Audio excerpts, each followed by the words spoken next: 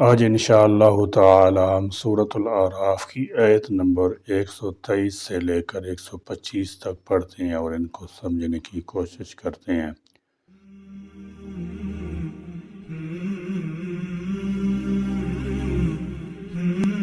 اعوذ باللہ من الشیطان الرجیم، بسم اللہ الرحمن الرحیم۔ قال فرعون آمنتم به قبل أن آذن لكم إن هذا لمكر مكرتموه في المدينة لتخرجوا منها أهلها فسوف تعلمون۔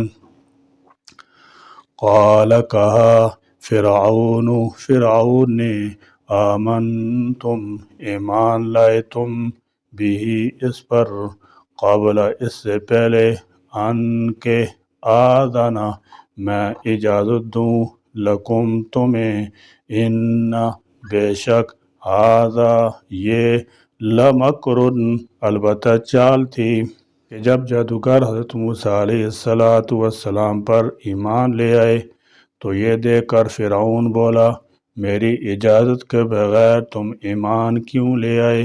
یہ تو بہت بڑا دھوکہ ہے جو تم اور حضرت موسیٰ علیہ السلام سب نے متفق ہو کر اس شہر میں کیا ہے۔ تم سب شاگرد ہو اور حضرت موسیٰ علیہ السلام تمہارے استاد ہیں۔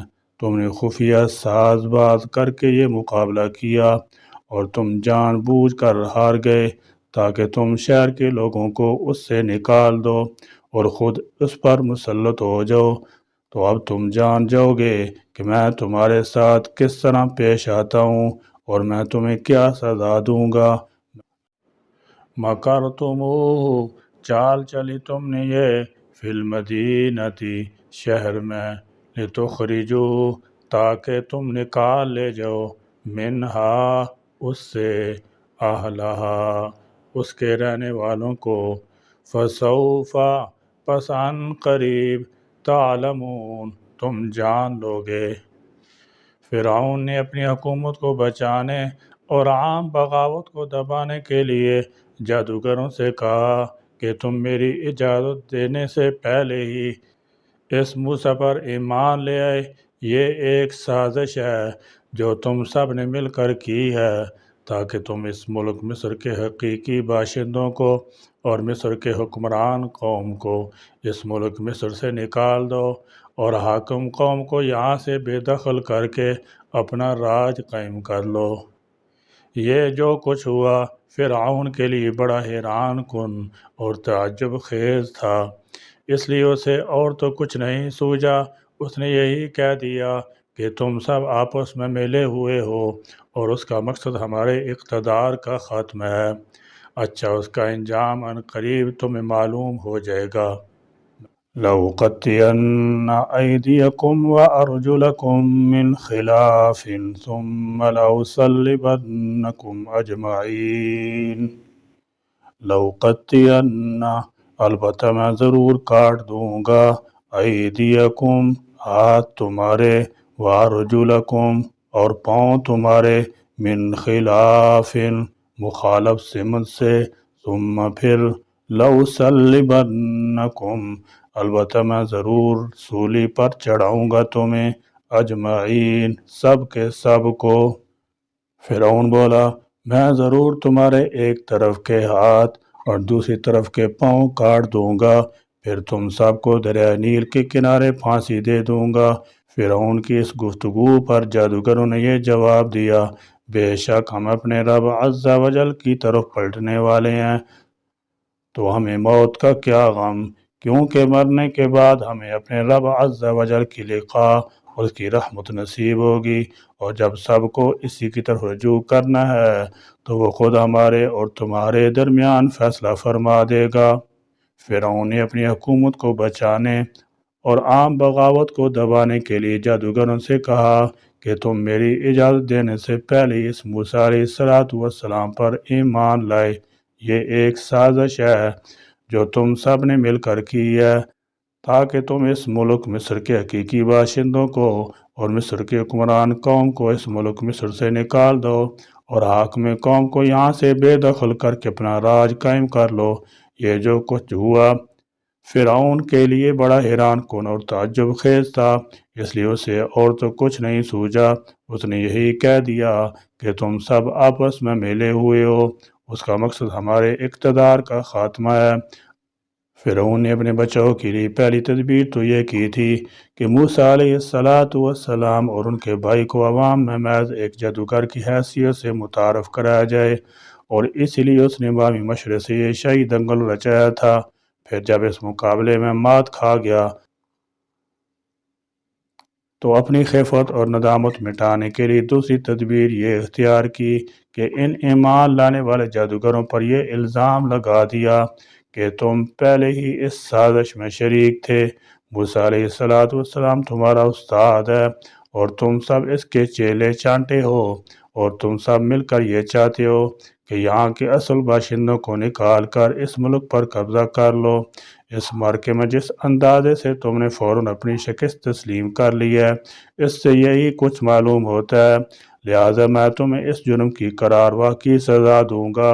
اور اس اعلان سے اس کے دو مقصد وابستہ تھے، ایک یہ کہ عوام الناس کہیں فی الواقع اللہ کا رسول نہ سمجھنے لگے، وہ اسے محض ایک جادوگری سمجھیں، اور دوسری یہ کہ اگر کوئی ان پر ایمان لایا تو اس کا بھی وہی اشر ہوگا جس کا ان جادوگروں کے متعلق اعلان کیا گیا ہے۔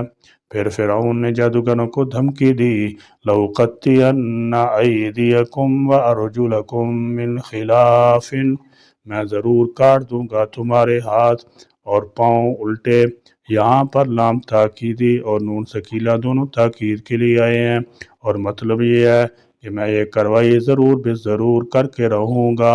الٹے ہاتھ پاؤں کاٹنے کا مطلب یہ ہے کہ ایک طرف کا ہاتھ کاٹ دیا جائے اور دوسری طرف کا پاؤں۔ سورہ مائدہ میں ڈاکو کی یہی سزا بیان کی گئی ہے کہ انہیں قتل کر دیا جائے یا سولی پر چڑھا دیا جائے، او تقطع ایدیہم وارجلہم من خلاف، یا ان کے ہاتھ اور پاؤں الٹے کاٹ دیے جائیں یا انہیں ملک بدر کر دیا جائے۔ ایسی سزا دیتے وقت ہاتھ کلائی سے کاٹا جاتا ہے اور پاؤں ٹخنے سے۔ اگر ہاتھ پاؤں کاٹا جائے، اگر ہاتھ دایاں ہو تو بایاں پاؤں ہوتا ہے، اور ہاتھ بایاں ہو تو پاؤں دایاں۔ ڈاکو اور رازن کے جرم کی نوعیت کے مطابق حاکم وقت 4 قسم سزائیں دے سکتا ہے، یعنی قتل کر دیا جائے، سولی پر چڑھا دیا جائے، الٹے ہاتھ اور پاؤں کاٹے جائیں، یا قید کر دیا جائے، یا ملک بدر کر دیا جائے۔ جیسا حاکم مناسب سمجھے ویسی سزا دے۔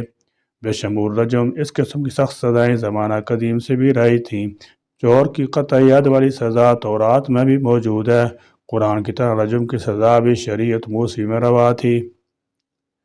چنانچہ فرعون نے جادوگروں کو دھمکی دی کہ میں تم سب کے الٹے ہاتھ اور پاؤں کاٹ دوں گا، ثم لأصلبنکم اجمعین، پھر تم سب کو سولی پر چڑھاؤں گا تاکہ تم لوگوں کو دیکھ کر عبرت ہو کہ ملک کی غداروں کا اشر کیا ہوتا ہے۔ محدثین اور فقہائے کرام رحمۃ اللہ تعالی فرماتے ہیں کہ عبرت کے لیے اس قسم سزا کو مشتہر کرنا ہماری شریعت میں بھی جائز ہے۔ کسی مجرم کو چوراہے میں سولی پر چڑھا کر کچھ دن تک لٹکتا چھوڑ دیا جائے، یا چور کا ہاتھ کاٹ کر ہفتہ بھر کے لیے اس کے گلے میں لٹکا دیا جائے تاکہ وہ جہاں جائے لوگوں کو عبرت ہو کہ مجرم کو اس طرح سزا دی جاتی ہے۔ اس طرح قصاص میں قتل کرنے کی سزا بھی سر عام دی جاتی ہے تاکہ لوگ دیکھ کر عبرت پکڑیں۔ قالوا انا الی ربنا منقلبون، قالوا انہوں نے کہا، انا بے شک ہم، الی ربنا طرف اپنے رب کے۔ اس کا ایک مفہوم تو یہ ہے کہ اگر تو ہمارے ساتھ ایسا معاملہ کرے گا تو تجھے بھی اس بات کے لیے تیار رہنا چاہیے کہ قیامت والے دن اللہ تعالیٰ تجھے اس جرم کی سخت سزا دے گا، اس لیے کہ ہم سب کو مر کر اسی کے پاس جانا ہے۔ اس کی سزا سے کون بچ سکتا ہے؟ گویا فرعون کے عذاب دینا کے مقابلے میں اسے عذاب آخر سے ڈرایا گیا ہے۔ دوسرا مفہوم یہ ہے کہ موت تو ہمیں آنی ہی آنی ہے، اس سے کیا فرق پڑے گا کہ موت سولی پر آئے یا کسی اور طریقے سے۔ منقلبون، لوٹنے والے ہیں۔ فرعون کی اس دھمکی کا جادوگروں پر کچھ اثر نہ ہوا، کیونکہ وہ تو ایمان کی دولت سے مالا مال ہو چکے تھے۔ وہ اس قسم کی سزاؤں سے بے نیاز تھے۔ انہیں علم تھا کہ اگر وہ قتل کر دیے گئے تو بہرحال اپنے رب کے ساتھ ملاقات کریں گے جس پر وہ ایمان لا چکے تھے۔ کہنے لگے قالوا انا الی ربنا منقلبون، بے شک ہم تو اپنے رب کی طرف لوٹ کر جانے والے ہیں۔ اگر تو ہمیں سزا دے گا تو وہ رب تیرے جیسے ظالموں کو بھی سزا دیے بغیر نہیں چھوڑے گا۔ ہم اس قادر مطلق کے پاس جا رہے ہیں جس کے قبضہ قدرت سے کوئی چیز باہر نہیں۔ جب وہ پکڑنے پر آئے گا تو پھر تیرا حشر بھی بہت برا ہوگا۔ انہوں نے مزید کہا کہ وَمَا تَنْقِمُ مِنَّا إِلَّا أَنْ آمَنَّا بِآيَاتِ رَبِّنَا لَمَّا جَاءَتْنَا، تم ہم میں کیا عیب پاتے ہو سوائے اس کے کہ ہم اپنے رب کی نشانیوں پر ایمان لے آئے ہیں جب وہ ہمارے پاس آ گئیں۔ ہم معجزات کو دیکھ کر اس کی حقیقت کو پہچان گئے ہیں، لہذا ہم ایمان لائے ہیں۔ بجز اس کے ہمارا کیا قصور ہے؟ ہماری نہ کسی سے عداوت ہے نہ دشمنی، نہ کسی کا مال چھینا ہے اور نہ کسی کو بے آبرو کی ہے۔ آخر ہمیں کس جرم کی سزا دی جائے گی؟ اس قسم کے الفاظ بعض دوسری قوموں کے متعلق بھی قرآن پاک میں آئے ہیں۔